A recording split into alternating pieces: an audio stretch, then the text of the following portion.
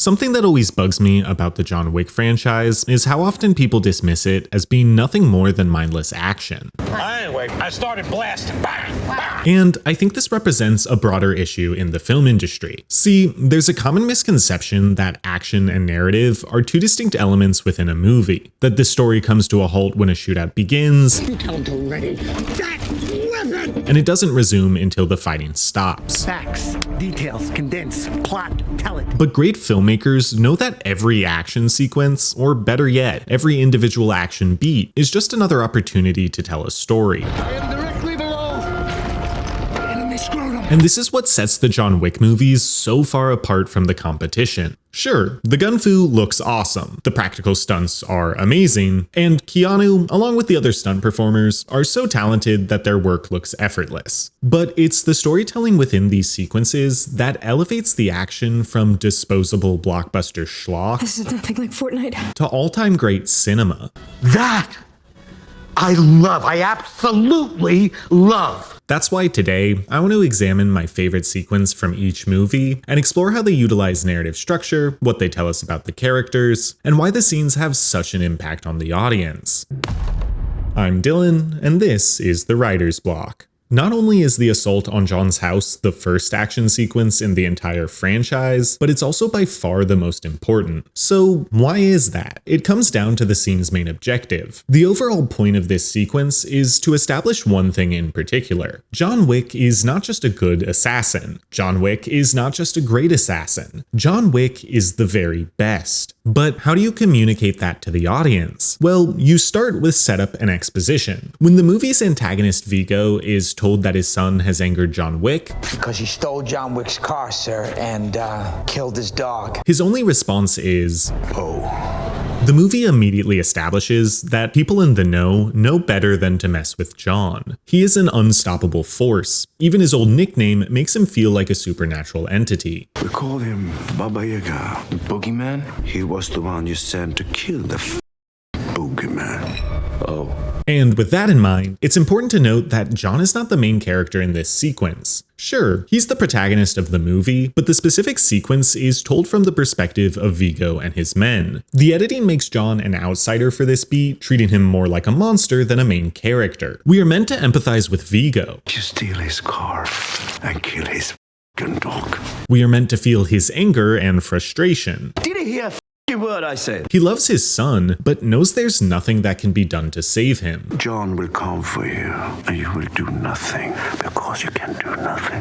The dialogue and editing make going up against John Wick feel like getting a cancer diagnosis or being given the black spot. In terms of cinematography, seeing John dig up his old equipment creates a powerful visual metaphor. John's not just a mortal man out for revenge, but an entity being exhumed. Il mio emissario di morte. From here, we move to refusing the call, which ironically involves Vigo making one. I heard about your wife.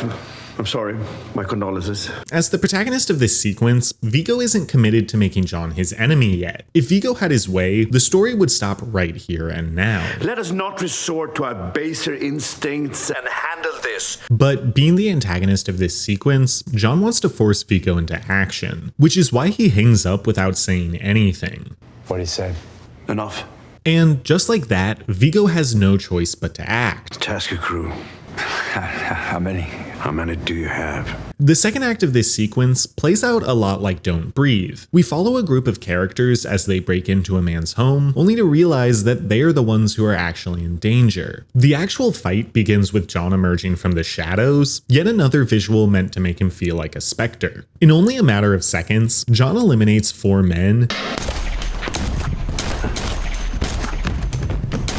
making it clear that despite outnumbering him, they are the ones who are outmatched. But the amount of men he takes out here is far less important than how he does it. John executes every action with speed and precision. He's performed these moves countless times already, and he slips back into his old ways like a perfectly tailored suit. The way he moves about the space is also incredibly revealing. Whether it's jumping over a railing, clearing corners, or taking cover, John moves through his house methodically. Unlike some of the scenes we'll discuss later, later, Jon isn't improvising. Every footstep he takes feels planned out and rehearsed. And at least in my eyes, this tells me that Jon always knew this day would come. He might have left his old life behind once he met his wife, but that doesn't mean his old life forgot about him. So while he may have thought he'd be defending more than just himself, Jon was more than prepared to defend his home. After taking out 2 more guys with relative ease, we reach the sequence's midpoint. There's a brief pause, and the tension shifts from Wick passively defending his home to actively hunting down the remaining intruders. In my opinion, the best moment in this fight happens right here.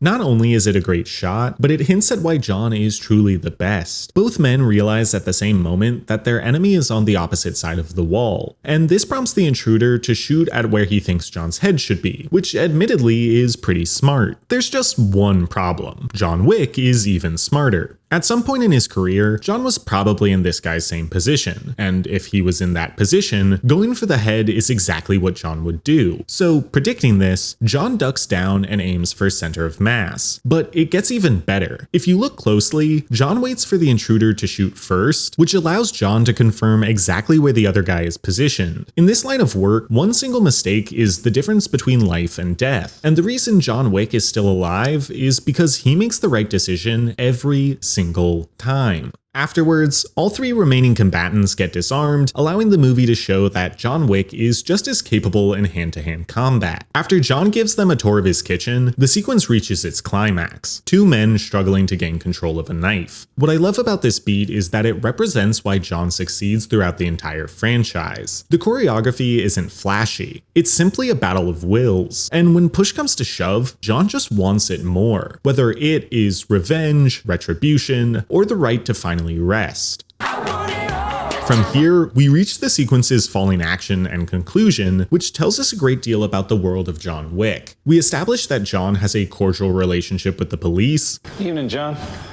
Evening, Jimmy. And that even law enforcement knows not to mess with Jon. You, working again? No, just sorting some stuff out. I'll leave you be then. We then see Jon use coded language. I'd like to make a dinner reservation for 12. And pay the cleanup crew in gold coins, which fleshes out how the secret world of Assassin works and shows that there are more jobs than just secret assassin. I think this is a great example of world building for writers in any medium. If you're looking to make a world feel lived in, focus on the mundane rather than the extraordinary. This sequence in John Wick 1 tells us everything we need to know about Jon's character, and more importantly, it makes us believe in the character. Viggo's exposition sets up the legend of Baba Yaga, but Jon's actions confirm that the legends are justified. It is the foundation which the entire franchise is built upon. And with that in mind, let's look at Chapter 2. Something I love in a narrative is when 2 opposing characters are both equally justified in their actions. There's obviously a time and a place for good versus evil, but there's something so compelling about a more nuanced look at morality and righteousness. And this is why my favorite sequence in Chapter 2 is Jon versus Cassian. John? Cassian. We begin with the setup. When Santino cashes in Jon's marker, Jon is given the lofty assignment of taking out Gianna D'Antonio. This is not something he wants to do, but the rules of the High Table force him to take the contract. In preparation for the mission, we get a montage that's full of literal setup that will be paid off later in the sequence. Jon finds a map of the catacombs that will allow him to reach Gianna. This is the original map of the D'Antonio estate. He orders a custom suit with bulletproof padding. How about the lining?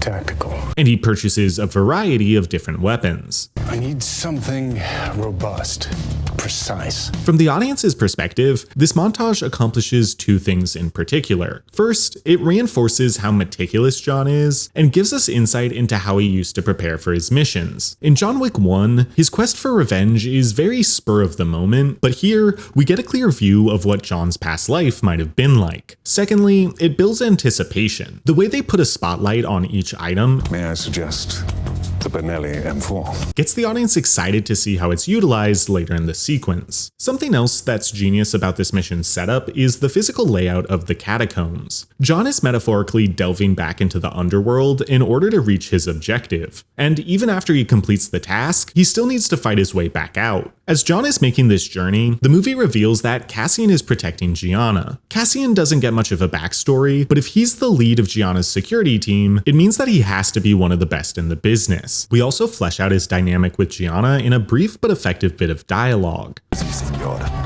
Come la sta aspettando? Okay, in a minute. Cassian is respected enough to tell Gianna where she needs to be, but Gianna isn't always going to listen to him. And this is important because just a few minutes later, Gianna asks him to leave her in private. Perché non torni alla festa a intrattenere i nostri ospiti? Si, signora.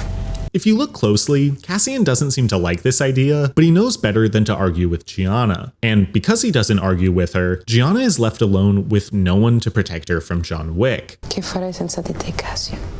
Die? I think the answer is you die. After Gianna has a nice relaxing bath, John tries to sneak out of the party, but winds up running into Cassian. And this leads to my favorite dialogue in the entire franchise. You working? Yeah. You? Yeah. Good night? Afraid so.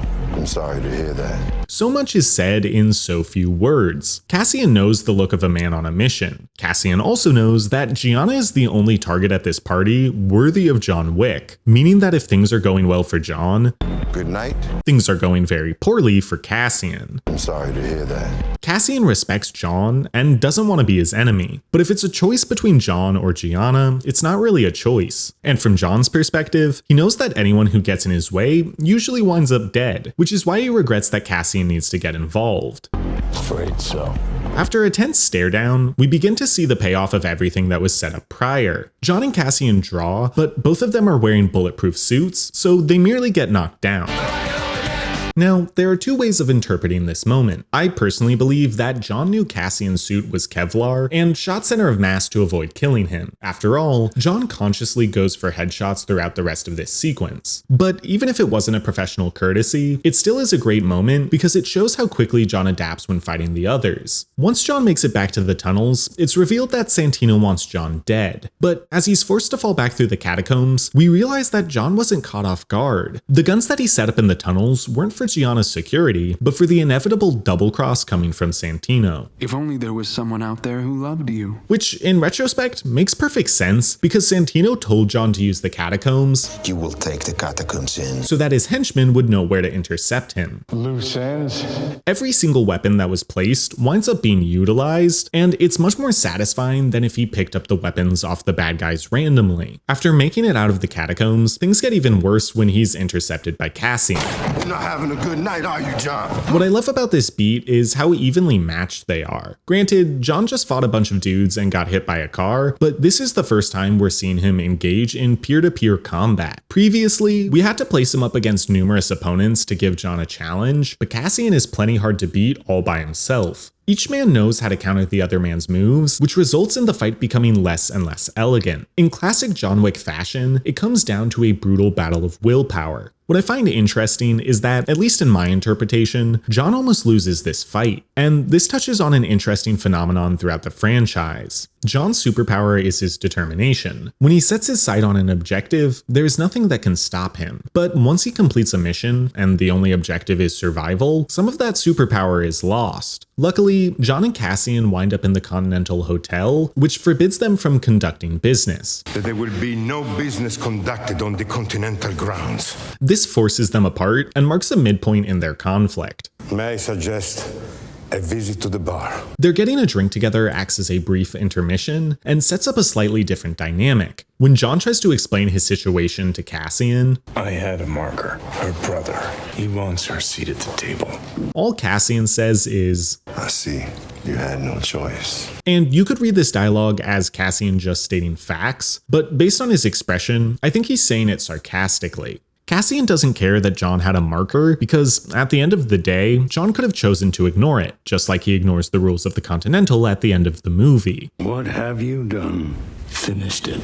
Additionally, Cassian saying, He'll get it now. isn't just fact, it's a pointed accusation. He's reminding John that he is the one who gave Santino this new position, and that John is accountable for whatever he does with that power. He will take New York, and you will have been the one who gifted it to him. And this is when things shift from being professional to being personal. You killed my ward, someone I was close to.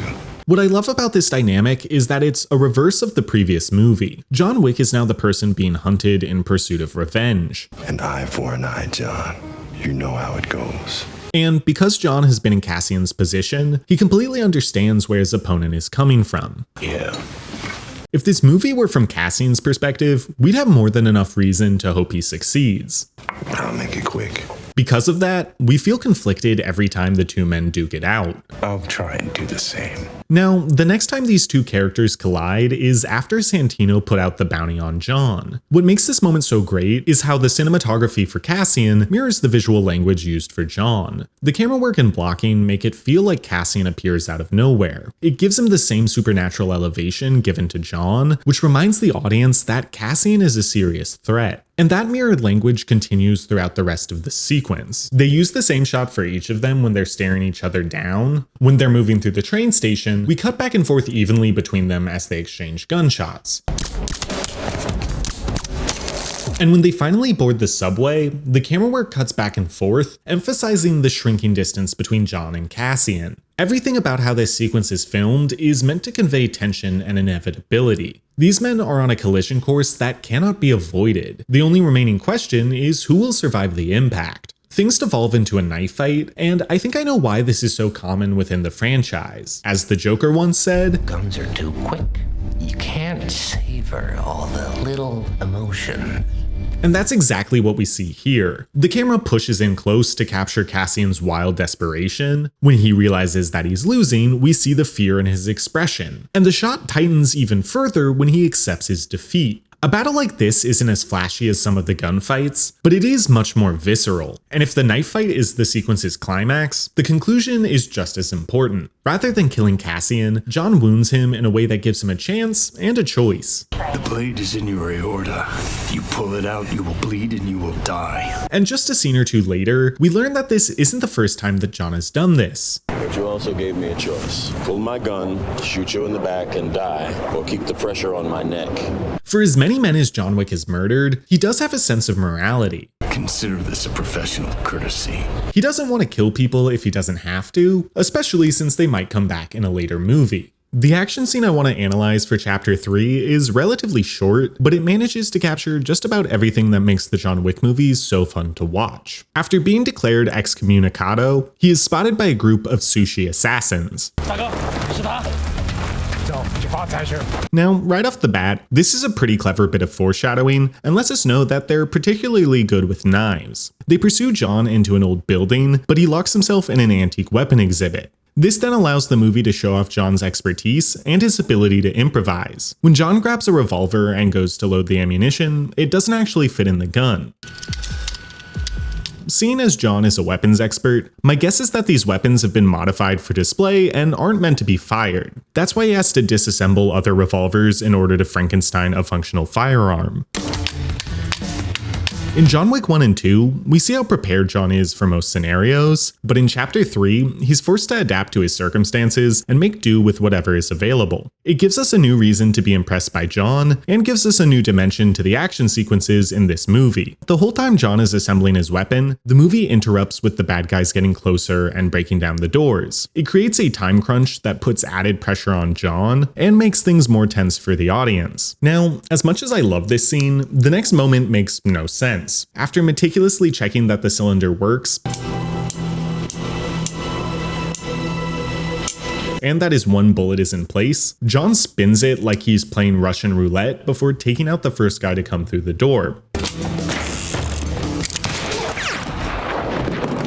Now, objectively, this is a bad idea, but it's also a great representation of this franchise. The creators love to do things realistically when possible, but if the choice is between realism and being cool, the latter will always win. And this is totally valid. When creating fictional works, the most important thing is immersing your audience in the story. If something is convenient or unrealistic, it doesn't matter so long as it doesn't take the viewer out of the experience. Is the revolver spin unrealistic? Yeah. Is it cool as hell? Yeah. And is it so quick that most people won't even notice? Yeah. Well, in that case, there isn't a problem. From here, we move to the second act of the sequence, where Jon fights the remaining men in the next room. Something great about this section is how the camera and choreography always establishes where the tension is coming from. When the gun is still in play, that is a major focal point because whoever gets the gun gets the upper hand. And when they want to take the gun out of the equation, they clearly show it being kicked away. Even if you're not shooting a combat scene, good filmmakers should always keep in mind where the tension and danger is coming from and make this clear to the audience. The midpoint occurs right here when Jon and his opponent realize that they're surrounded by knives.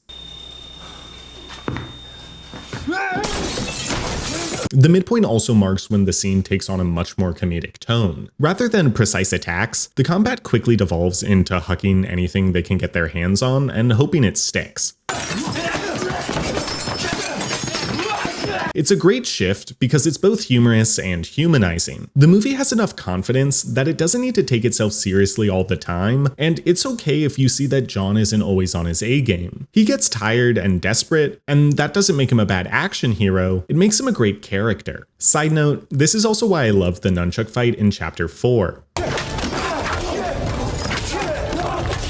The scene reaches its climax right here, and the filmmakers brilliantly extend the tension for as long as possible. A quick finisher would have still been visceral, but the slow nature of this moment makes it one of the most iconic in this movie. And finally, our conclusion leans even more into Jon being a person, not just a plot device. Could he leave right now and be fine? Of course. This dude was already in the process of bleeding out. But these guys really harshed Jon's vibe, and he took that personally. Which is why the final axe toss is such a satisfying moment. Is this scene the most complex in terms of narrative or choreography? Not really, but it does represent an evolution of the team's creativity and the multitudes of tone that can be captured within an action movie. More than almost any other fight in the franchise, it encapsulates what makes the John Wick films so unique. The stair sequence in John Wick 4 was actually the inspiration for making this video in the first place, and despite not containing as much character detail as previous fights, this one is noteworthy for its perfect story structure and thematic development. Let's begin with Act 1. The setup is critical because context is what makes this sequence work. By the time Jon gets to the bottom of the steps, he's already faced down the entire city of Paris. He's been hit by a car. He's been thrown into a car. He hit someone else with a car. He played Hotline Miami for a bit. Jon has been through hell and back, and he still has to do cardio before he can go home. Even the radio host emphasizes how, despite being physically close, Mr. Wick has the church in sight. Jon's goal is still just out of reach. So who out there is going to climb those 222 steps? In addition to the physical challenge of making it up the steps, there's also the thematic challenge of Jon having to work with others. Have you learned nothing? He's been largely on his own for the past 3 movies, but even he can't take on the high table all by himself. You have the table, except you'll run out of bullets before they run out of heads. We see this theme supported a number of times throughout the movie. Lawrence Fishburne helps rehabilitate Jon. You ready, Jon? Winston is the one who shows him a way out. Challenge him to single combat. And delivers the challenge. John Wick calls you to a duel. Jon can only make that challenge if he rejoins his old family. And most importantly for this sequence, Jon saves Mr. Nobody's dog because dogs are the best family. The call to adventure comes when Jon reaches the steps and is confronted by a group of henchmen. If he wanted to refuse the call, he could turn around and let Winston die. But Jon chooses to answer the call and commits to fighting his way up the stairs alone, shifting us into Act 2 of this sequence. The first time up the steps is pretty cool, and the cutaway to the church is a great way to remind us of the stakes, but what's important is what happens when Jon reaches the top. Jon's caught off guard by the Marquis's henchmen and is helpless to stop them all by himself. He's knocked down the steps not once, but twice, erasing any and all progress that was made. But like in any good story, a significant change happens at the midpoint. I need you to get to the top of those stairs, Jon. Cain offers Jon help, and Jon accepts, marking a major shift in Jon's approach to this challenge. From here, they heighten the stakes even further. What time is sunrise? Maybe 3 minutes. And begin up the stairs as a team. And importantly, their teamwork is shown through dialogue and action. Jon calls out enemy positions for Cain. 6 stairs. Thanks. 12 or 9. 9! And the two men pull off combo moves that they couldn't accomplish alone. Even when Jon is knocked down a 3rd time, he takes the bad guy with him reinforcing the importance of doing things together. This leads to the Act 2 low point, where it momentarily seems like all is lost. Jon is on the ground with a gun to his head and no way to escape. Ciao, ciao, Mr. Wick. But just then, Mr. Nobody saves Jon. This is obviously to repay him for saving his dog, You hit my puppy. which hammers home the benefits of helping others and working as a team. It's only after all three men come together that the scene concludes and Jon succeeds in his objective. Is the overhead dragon's breath scene cooler? Undeniably so. But the stair fight is some of the best structure I've seen in an action sequence. So much so that if you read the screenplay, it's still legitimately compelling. Ultimately, this fusion of narrative and action is what makes the fights in John Wick so much better than the competition. And yet, despite being such an elevated product, it never feels pretentious. This is because they don't need the audience to notice all the minute character details and narrative elements sprinkled throughout the choreography. You absolutely can turn your brain off and enjoy these movies. But if you dig a little deeper, there's so much to appreciate within the action of this franchise. And I think all cinema, regardless of genre, could learn a thing or two from John Wick. Before you go, let me know which scene is your favorite and why. I'm Dylan, and this has been The Writer's Block.